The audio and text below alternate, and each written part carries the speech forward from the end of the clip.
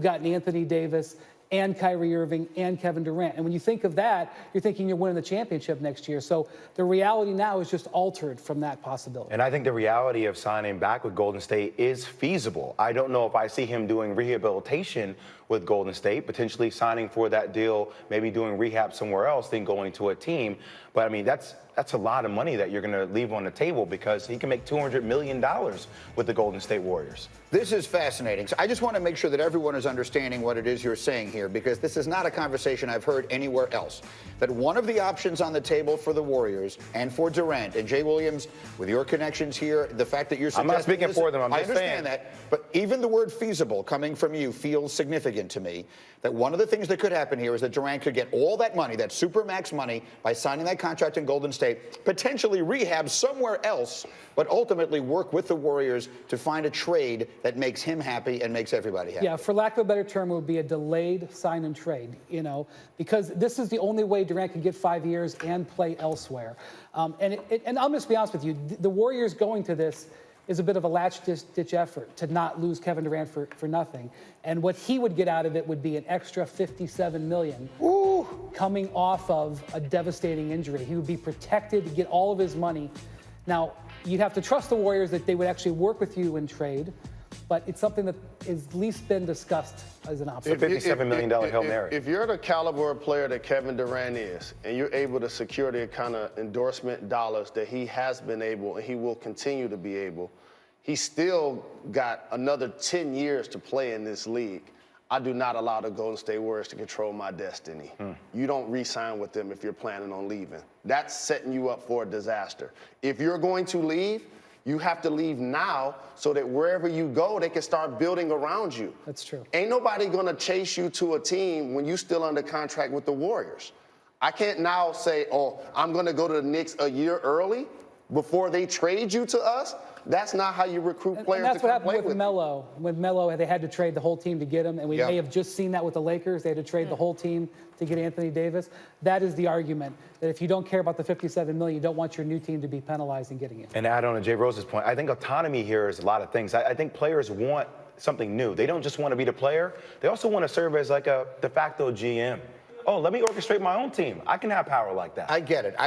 Look, I've been covering sports 30 years. It's the first time I've heard anyone use a sentence that included the words, if he doesn't care about the $57 million. All right? It's $57 million that we're talking about. I understand he has the potential someday to be a billionaire, but that is a lot. $250 million studio. Here's a different way to look at it. He's still going to get it, though. It's just a reshuffling of the deck. Greeny, these guys, let me just say this. The reason why there's been a power shift in the NBA is guys like LeBron James can take less money and be year to year. Kevin Durant can take less money and be year to year because they know they're going to still cash out. I don't want to be the guy to say this, but the history of Achilles injuries is not always that pretty. If there's $57 extra million on the table right now, I would be very hard-pressed to turn that down. Let me get up and go because there's a bunch of other stuff that you need to know. Longtime Grizzlies guard Mike Conley traded yesterday to Utah. Jalen, are the Jazz suddenly a title contender? I wouldn't say title contender, but they're going to be one of the better teams in the West. They actually have been the past couple of seasons.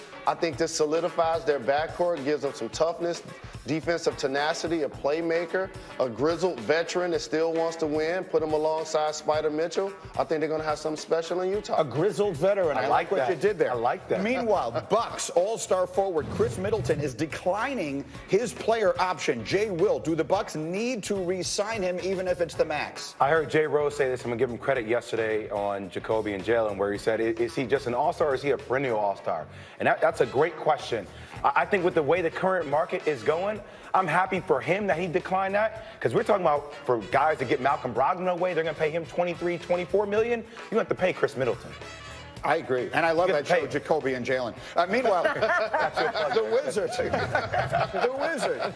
say, Wendy, that they will not hire a new president before the start of free agency. We keep hearing the name Masai Ujiri around that. What does all this mean? There's no doubt that they wanted Masai Ujiri and went after Masai Ujiri, but it's not going to work out for them, so they're moving on. And this has not gone well for the Wizards. They have a top 10 pick. Half their team is a free agent. They tried to get Tim Connolly away from Denver. It didn't work out. They tried to get Masai Ujiri away from Toronto. Didn't work out.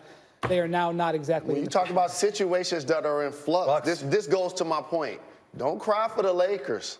The Knicks are going to actually be okay. Washington is a team that I worry about. When you're going into the draft and you don't have a president, that means you don't have a vision. Who's going to pick the player? Who's going to build around Bradley Beal? What's going to happen with John Wall's injury? You need somebody making that decision. And Greeny, how about this? If a guy turns down $10 million a year and equity within a franchise, that has to say something.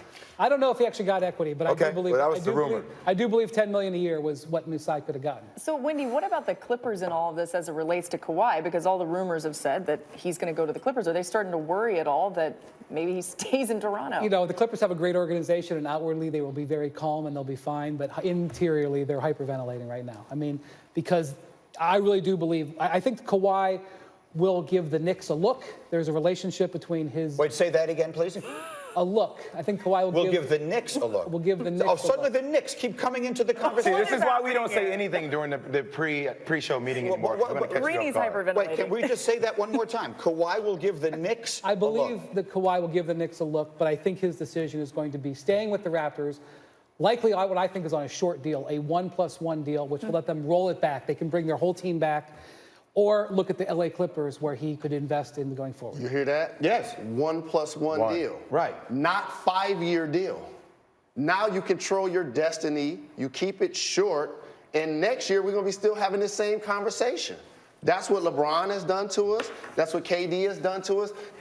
He got New Balance money now, Greeny. Run it back, Greeny. Run it back with If the we live in Raptors a again world- for a year. Listen, I am all for it. And I want to make it clear, no one is more in favor of every player getting every penny that he or she can than I am. 1,000%. I will say this, that the next time a guy signs a 1+1 deal and then tears his Achilles, we're going to be sitting at this desk talking about how this is a cautionary tale, that if they put 5 years and $200 and something million on the table in front of you, maybe you don't turn it down, because health is always an uncertain But if factor. you're, to Jalen's point, if you're a player at the level of Kawhi Leonard, at the level of Kevin Durant, I Correct. just said the Warriors are going to offer Kevin Durant a 5-year, $200 million contract with a torn Achilles in his 30s.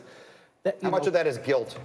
Why? None. You're going to do that to then trade him? I think some of it is a little bit of guilt there. They told him Just this a little wouldn't bit. happen, and then he went out and it A little happened. bit. If they don't It's make like about if they don't doing do the right something to thing. make it right, it looks very bad. It's not Kevin Durant gonna get paid regardless. That goes back to my initial point. Whether it's with the Warriors or somebody else, there are only maybe 5 to 10 players in the league, Greeny, that understand they have a level of value that they don't have to get all of the money from the team right now, because the numbers outside of the sport are so exponentially high in endorsements and appearances, and now you keep your flexibility. That's the game. Okay. Flexibility. So let's just recap. We started the program 19 and a half minutes ago. In that time, we have learned that the Knicks might actually be in it for Kevin Durant and Kawhi Leonard. Well, if you're excited about being in it, then good for you. Listen, They almost got Zion. being in it, these have been the best 19 minutes the Knicks have had in the last 20 years. Fair enough. It's a low bar. Give me what I can get. Okay. I'll take it if that's the best you're offering. Okay, so this is the kind of morning that we got here, obviously. I got one more Nick thing for you. RJ Barrett continues to get slept on. Yep. He's going to be really good in the NBA. They're very excited about him. Yes, They're he's very going to be a to be really there. good player. No, in my opinion, he's the best player in this draft. I don't know who's sleeping on R.J. Barrett, but it's not me. What's going on It's outside? so fun. All right, as we It's go so here, weird. he will be the first player chosen tonight in the NBA draft. We'll show you why we have never seen Open a up the player days, B-Lo. like Zion before. And LeBron got the help he needed this past week, and Las Vegas says he and the Lakers are the team to beat. We'll tell you why the odds makers